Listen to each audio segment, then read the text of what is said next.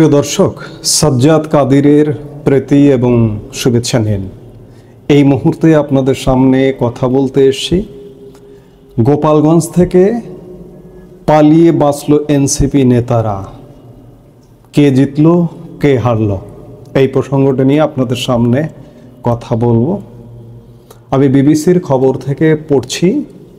বিবিসির 6টা বাজে, তখন সন্ধে 6টায় বিবিসি একটা খবর দিয়েছে যে জাতীয় নাগরিক পার্টি বা এনসিপির নেতাকর্মীরা গোপালগঞ্জ ছেড়ে গেছেন। সেনাবাহিনী ও পুলিশের পাহারায় তারা গোপালগঞ্জ ছাড়েন। এই তথ্য নিশ্চিত করে এনসিপির যুগ্ম সদস্য সচিব মুশফিকুস সালিহিন বিবিসি বাংলাকে জানিয়েছেন তারা বিকেল 5টার পর গোপালগঞ্জ ছেড়ে বের হয়ে যান। আমি যে মুহূর্তে ভিডিওটা করছি ঠিক সেই মুহূর্তে, তার কিছুক্ষণ আগে, কড়া পাহারায় তাদের 15 থেকে 16টি গাড়ির বহর গোপালগঞ্জ ছাড়েন। এই বহরে এনসিপি নেতাদের মধ্যে এনসিপির আহ্বায়ক নাহিদ ইসলাম, আক্তার হোসেন, হাসনাত আবদুল্লাহ, সার্জিস আলম সহ শীর্ষ নেতারা রয়েছেন। তাদের পালিয়ে যাওয়ার দৃশ্যের ভিডিও ফুটেজও এসছে, আপনাদেরও দেখায়। আপনারা নিশ্চয়ই ইতিমধ্যে দেখেছেন। এই ভাইরালের যুগে সোশ্যাল মিডিয়ায় আপনাদের এই মুহূর্তে খবর জানার একমাত্র মাধ্যম হচ্ছে সোশ্যাল মিডিয়া। বাংলাদেশের পত্রিকা, বাংলাদেশের টেলিভিশনে গোপালগঞ্জে অনেক ঘটনা ঘটেছে যেগুলো প্রকাশ করতে দেওয়া হয় না, প্রকাশ করা নিষেধ। এই যে দেখুন দৃশ্যটা, যে তারা সেনাবাহিনীর সাজোয়া জানে কিভাবে পলায়ন করছে। যেটি হোক, গোপালগঞ্জে এনসিপির সারা দেশের পদযাত্রার অংশ হিসেবে আজকে গোপালগঞ্জে গিয়েছিলেন, ভালো কথা।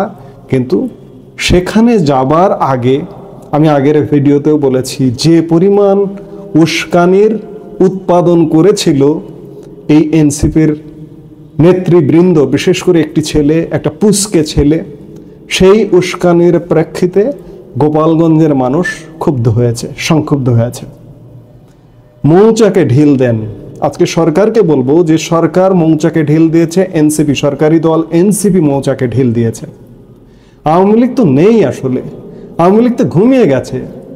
আমরা সাধারণ মানুষ গত 1 বছর যাবৎ আওয়ামী লীগকে খুঁজছি, আওয়ামী লীগকে আসলে কোথাও পাচ্ছি না। সেই অর্থে মানে আজকের রূপে আওয়ামী লীগকে পাইনি, গত 1 বছর যাবৎ কোথাও পাইনি। আপনারা মৌচালকে ঢিল দিয়ে আওয়ামী লীগকে বের করে আনলেন, ভালো কথা। বাকি দিনগুলোতে আওয়ামী লীগকে ফেস করুন। আজকে গোপালগঞ্জে এই অবস্থা হয়েছে, গোপালগঞ্জের জনগণ প্রতিরোধ করেছে। আগামীকালকে বাংলাদেশের সব জায়গায় গোপালগঞ্জের ঘটনা অনুপ্রাণিত করবে আজকের প্রতিরোধ। আজকে গোপালগঞ্জে যে ঘটনাগুলো ঘটেছে সেটি অত্যন্ত লজ্জাজনক, কলঙ্কিত। সরকারের পক্ষ থেকে, সরকারি দলের পক্ষ থেকে উস্কানি দিয়ে সেখানে মানুষকে সংক্ষুব্ধ করে ফেলানো হয়েছে। এটিকে কি বলবেন? এটিকে কি মব বলবেন নাকি প্রেসার গ্রুপ বলবেন?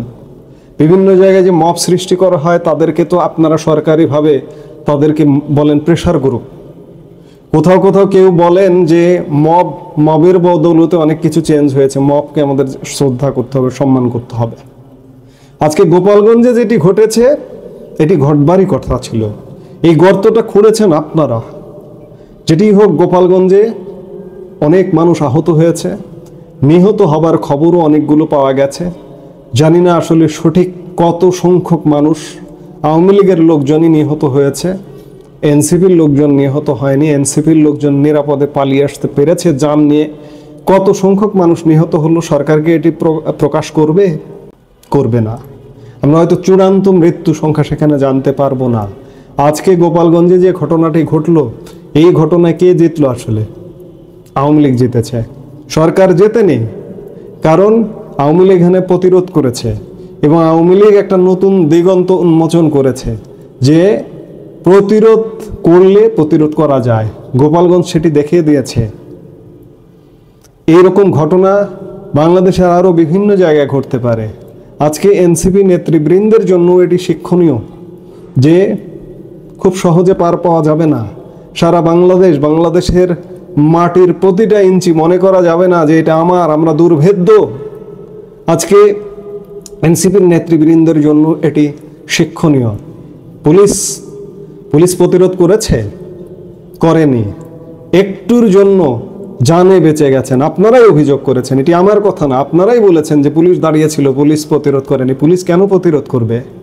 গত বছর জুলাই আগস্ট সময়কালে পুলিশের উপর কি নির্যাতন হয়েছে, তারপরেও যে পুলিশ সুপারের কার্যালয়ে আপনারা তাণ্ডবের মুখোমুখি হয়ে পুলিশ সুপারের কার্যালয়ে গিয়ে আশ্রয় নিয়েছিলেন, পুলিশ যে আশ্রয় দিয়েছিল, এটি আপনাদের ভাগ্য ভালো, নাহলে এখানে খুব বড় ধরনের একটা ঘটনা ঘটে যেত। আজকে এই ঘটনাগুলো ঘটবার পরে সরকার সেখানে 144 ধারা জারি করেছে, সেনাবাহিনী আছে, পুলিশ আছে, বিজিবির 4 প্লাটুন এখানে মোতায়েন করা হয়েছে। কেন? গতকালকে থেকেই তো এখানে সহিংস পরিবেশ বা পরিস্থিতি হবার একটা অবস্থা ছিল। গতকালকে কেন 44 ধারা জারি করলেন না? আজকে কেন এনসিপি ওখানে ঢুকতে দিলেন?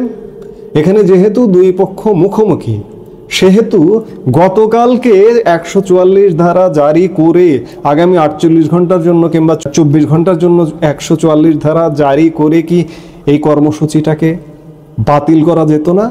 বাতিল করে সহিংসতা এড়ানো যেত না? আজকে এই যে আওয়ামী লীগের মৌচাকে ঢিল দিলেন, আওয়ামী লীগকে যে জাগিয়ে তুললেন, সারা বাংলাদেশে আওয়ামী লীগ জাগবে। আর আওয়ামী লীগ এখনো পর্যন্ত ঘুমিয়ে আছে, 1 বছর ঘুমন্তই দেখছি আমরা। কিন্তু ভাই, আপনারা যারা আওয়ামী লীগকে ভাবছেন যে আওয়ামী লীগ হারায় গেছে, পালিয়ে গেছে, চলে গেছে, 2006-07 সালের কথা একটু মনে করুন। 6 সালের কথা, তখন বিএনপি জামাত সদ্য ক্ষমতায় থাকাকালীন আপনারা সবাই একজোট ছিলেন। আজকেও আওয়ামী লীগ আসতে ধরলে জামাত বিএনপি সবাই এক হয়ে যাবেন। নতুন যুক্ত হয়েছে এনসিপি। 2006 সালে কিন্তু আওয়ামী লীগ একাই লগি বৈঠার আন্দোলন করে কিন্তু বিএনপিকে বিদায় করতে বাধ্য করেছিল। আজকে যদি ভাবেন যে আওয়ামী লীগ পারবে না, আওয়ামী লীগ ফিরতে পারবে না, আওয়ামী লীগ ফিরবে। 2006 সালে আওয়ামী লীগ তখন বিরোধী দলে ছিল।